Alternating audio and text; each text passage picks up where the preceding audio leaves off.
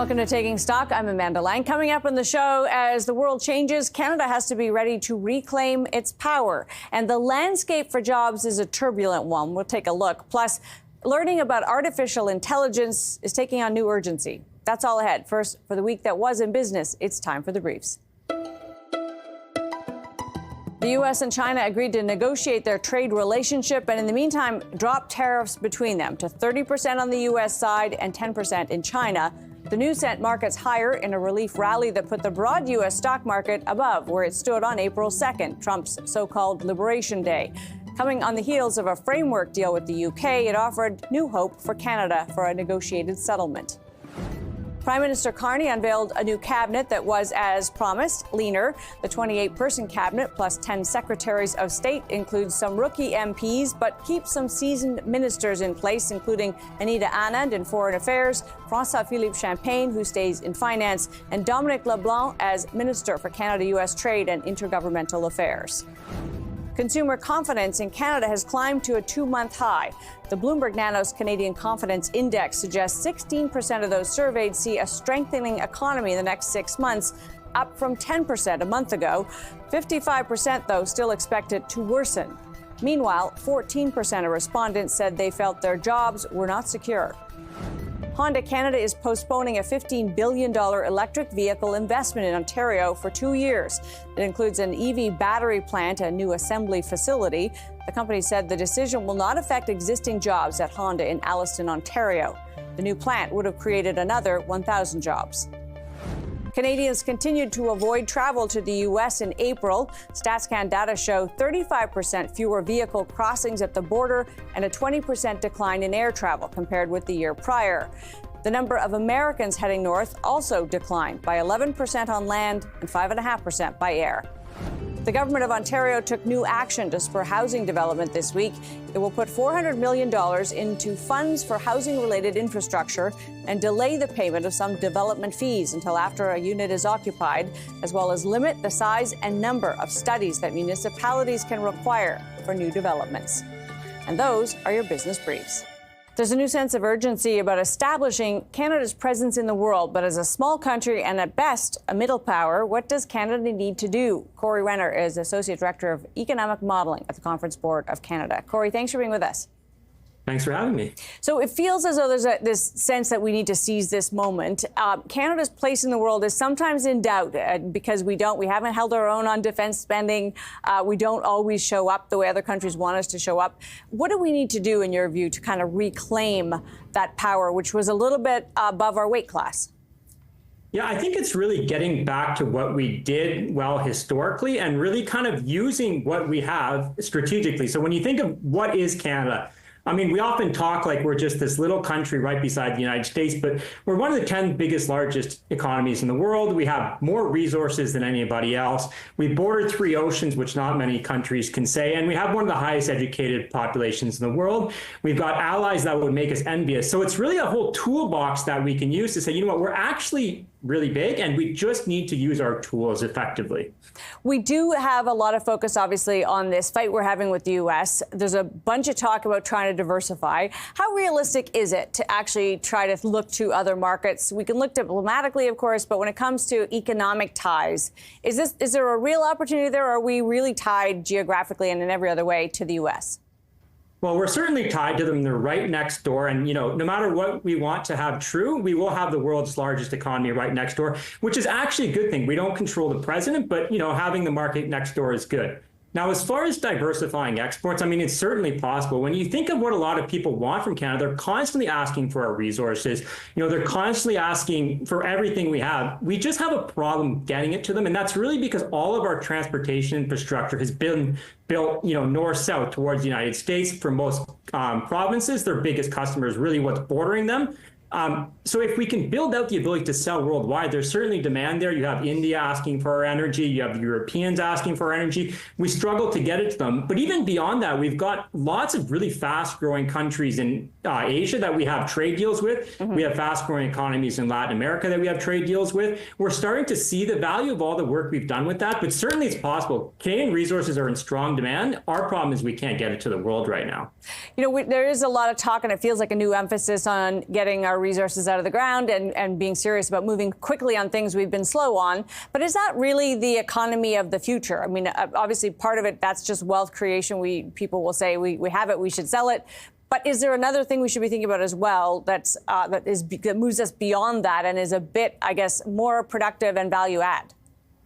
Well, certainly when we have the resources getting out of the ground, there's the processing side of them, which would be even better. Again, moving up the value chain. Then you can build something with them, which is even better, which is kind of what we saw attempted in Ontario with the EV plants.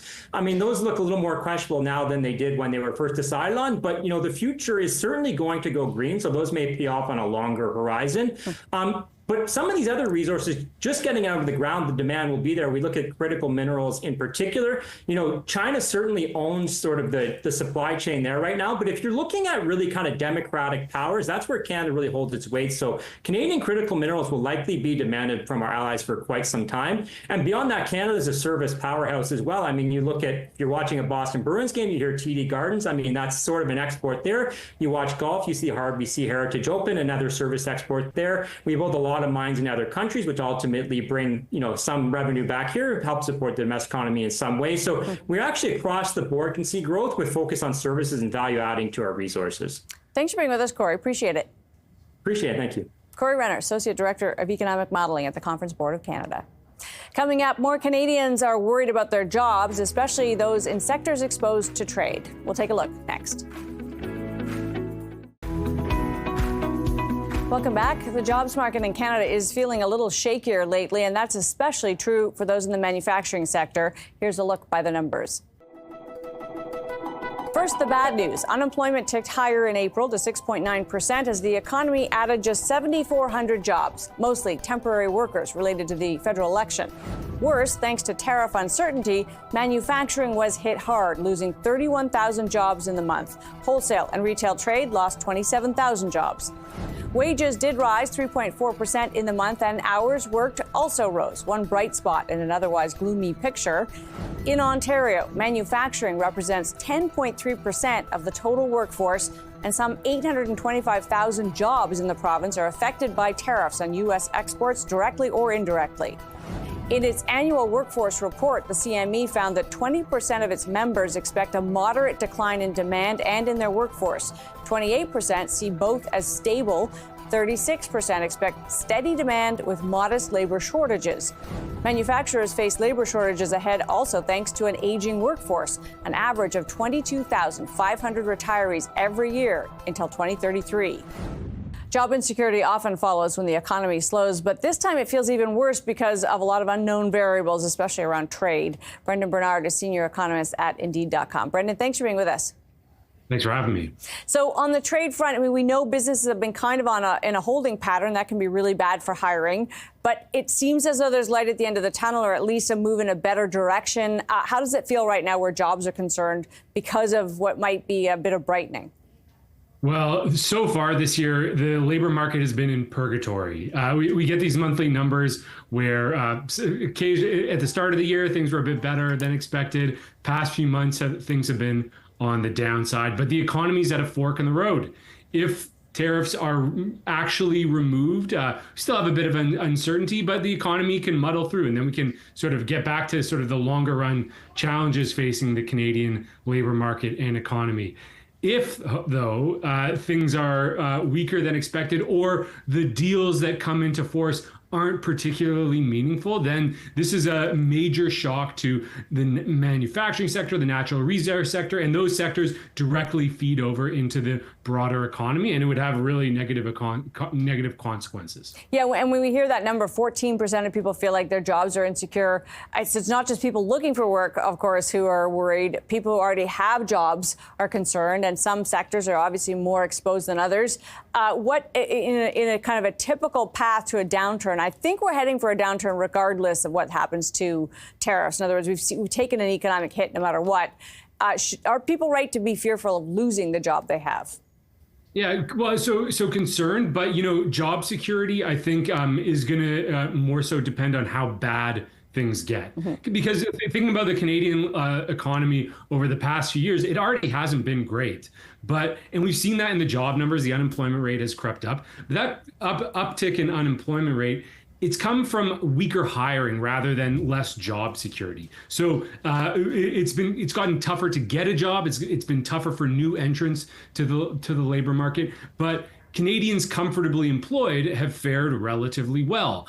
The potential, though, for a bad trade outcome is really a real risk, though, on the job security side. And coupled with ongoing weak hiring, that would sort of lead to the real negative outcomes where we see not just unemployment drifting up, which is sort of what's happened over the past years, but really striking, which is kind of like what we see during a recession. And I guess one thing I wanted to ask you about is the shift in the types of jobs. It feels sometimes as though service sector jobs are in some ways safer than some of our manufacturing sector jobs, at least as we look down the road at some of the changes to our economy, but they may not be as well paying. Are we worried about kind of the shape of kind of the support for wages as we look ahead? Yeah, so the types of industries that sell to the U.S., they're on the mid to higher paying side of things. We've got the manufacturing sector, and we also have natural resources, a very well paying industry that's also quite exposed to potential tariffs. And so we could see job losses concentrated in there, then rippling out, and so still impacting the service sector because they're both sort of negative economic effects that could spill over if there's less income coming into the manufacturing sector, less money to be spent in retail and in the housing market. But also there are geographic concerns as well. So in the April job numbers, we saw the job numbers were really weak in Windsor. And understandably, Windsor is quite integrated with the U.S. economy. And so could see this sort of like concentrated effects of like areas of the country that are highly exposed to U.S. trade, sort of like negative ripple effects generating in those local labor markets more broadly that then sort of like have negative impacts on the broader economic situation. Something to watch, Brendon. So good to have you. Appreciate your time. Thanks for having me. Brendon Bernard is senior economist at Indeed.com. Manufacturing jobs are reliable, high-paying ones. They form the backbone of a healthy middle class. Trade war, of course, has put the sector on notice. But is the future any brighter? Dennis Darby is president and CEO of the Canadian Manufacturers and Exporters. Dennis, thanks for being with us. Good afternoon, Amanda. So we have these kind of multiple competing forces. We do have the threat of a trade war and also a changing economy. Let's say we make fewer autos here in the future. I know nobody likes to say that, but it could be. On the other hand, we have this labor shortage coming as people retire out of the sector. How does it stack up in terms of the outlook for jobs? Well, that's the bit of the paradox, because right now, as you said, in some sectors, notably in automobile manufacturing, we're under a lot of pressure. But in the parts sector, in the food sector, and many other sectors, there are still shortages of people. And so, and the survey we did across Ontario really highlighted the fact that we actually don't have the people we're going to need to be that competitor in a world which is not quite as easy, to win. And so I think it's an interesting paradox. We think we can get to 1 million jobs here in Ontario by 2035. Every year for the next 8 years, about 23,000 people will leave the manufacturing sector because of retirements. That's a lot of skill that goes out the door, and we haven't, as we've talked many times before, haven't been refilling the pipeline with folks with the right skills. And so there's all this attention and focus by a new government and governments at every level on doing big things and, resource projects. How about skill training and retraining and thinking about kind of filling some of those gaps? What are you hearing on that front? Anything? Well, I mean, we're at the very beginning of the new federal government, so there were a lot of discussion around helping us build things, and one of the components is helping get more skilled trades, how to get more people with the kind of skills, whether it's industrial mechanics, mechatronics, computer literate, electrical technicians, all these. These are the roles we're going to need if we, as we adopt new technologies. They have to be able to install, to run, to maintain, and repair that machinery we're going to need if we're going to compete. So we're looking forward to where the federal government comes out. The Ontario government has talked an awful lot about doing the same thing, but we really have to make sure. I know it's very granular. Make sure that at the community college level, we're actually training the types of skills that we need for the future, because right now, as we surveyed across the province in many different districts, there's sometimes a disconnect between what the colleges are offering versus what industry needs, and we really have to fix that at the local level, whether it's Ontario or anywhere else. And also we have to make sure that we're actually starting a bit further back and making sure that we are getting young kids in grade school thinking about these skilled trades. These are high-paying, high-tech jobs. Manufacturing isn't back-breaking work anymore. It's, if you go into any modern manufacturing plant, whether it's an auto parts or an auto manufacturer or a food processor, everyone is attached to some kind of interface, computer interface, and that really is how people work today. Not a ton of time, Dennis, but in terms of the work you guys did looking across Ontario at the massive sector here, how resilient does it feel to you in the face of some challenges? Well, I mean, I think we are resilient in the short term in that most companies have tried to avoid laying off people. People have sat on their hands on investment. That can't go on very long. That will destroy our resilience. As long as there's uncertainty with our trade relationship and our ability to sell, that's causing companies to hold back on investment, both in people and in technology. And that can't last very long because, as the Prime Minister talked about the need for us to be more competitive, if we don't start investing, we'll start to slip again. Dennis, so good to have you. Appreciate your time. Thank you. Dennis Darby, President and CEO of the Canadian Manufacturers and Exporters. Coming up, understanding artificial intelligence will be required knowledge. Getting there will take some effort. That's still ahead. But first, in a new test of presidential gumption, Donald Trump says he's considering accepting the gift of a $400 million plane from the state of Qatar. Even for this administration, it's a bold move. We get it. Trump wants a fancy plane, but even his supporters are voicing concern. It could be, in classic Trump fashion, a bait and switch, or it could be that he enjoys moving the invisible line of what is tolerable just a little further every day. We're back after this. Welcome back. Artificial intelligence is already very much a fact of life, but the gap in our knowledge about it and its use is widening. To help, Actua has launched a new program that should equip youth, teachers, and parents to meet the future. Jennifer Flanagan is CEO of Actua. Jennifer, thanks for being with us. Always a pleasure to be here. So super timely, of course, because not only are we aware that AI is upon us, we're starting to hear that, many jobs could be taken over within a few years. What's the goal of your program? So the goal of the program is to prepare youth to take on the challenges that AI are presenting in ways that are responsible, in ways that are productive, in ways that really drive our economy forward, so that it's good for students and it's good for all of us, basically. So the program really is meant to fill some gaps. We know that this is advancing extremely quickly, and that teachers and parents are scrambling to catch up to how AI is being used by their youth. So this program is meant to fill the gaps with all of those groups. So engaging youth in programs that build those skills, helping parents to navigate this, and then giving teachers much needed training. And this, of course, is the kind of initiative that gets the backing of big tech, right? It's in their interest that we all understand the nuances here. Absolutely. I mean, this is something that, our tech supporters at Actua, like Microsoft Canada, has long supported, digital adoption and how that affects education. So this is a next step, and it's one that is even more transformational. This isn't simply adopting a technology tool. This is really, very broad technology that is impacting every single aspect of our lives and really will be the underpinning of every career moving forward. So yes, the private sector is on side, and we are also hoping that the federal government comes to make those critical investments in the youth skills in this area. One piece of it that seems to me to be possibly the most complicated is how our school system meets this. You could see in some ways teachers and the education system saying no AI because it's so complicated to teach around it. And yet, of course, it's too late for that. So what are you hearing from educators about their willingness to learn more and adopt it and actually maybe evolve a bit? So we went out and talked to teachers across the country in a survey. We also talked to youth and we talked to parents. Teachers are very much, as are youth and parents, on side with the importance of understanding how to use AI responsibly, understanding that it's critical for the future. Teachers feel less prepared, and that's not a surprise. We knew that they we're lacking the skills and the resources, the training to do this in the classroom. So the good news that we are seeing is that there is a massive interest among parents and teachers to help their kids navigate this. I'm also seeing across the country school boards who are quickly moving to bring AI policies in place, to get some guidelines in there.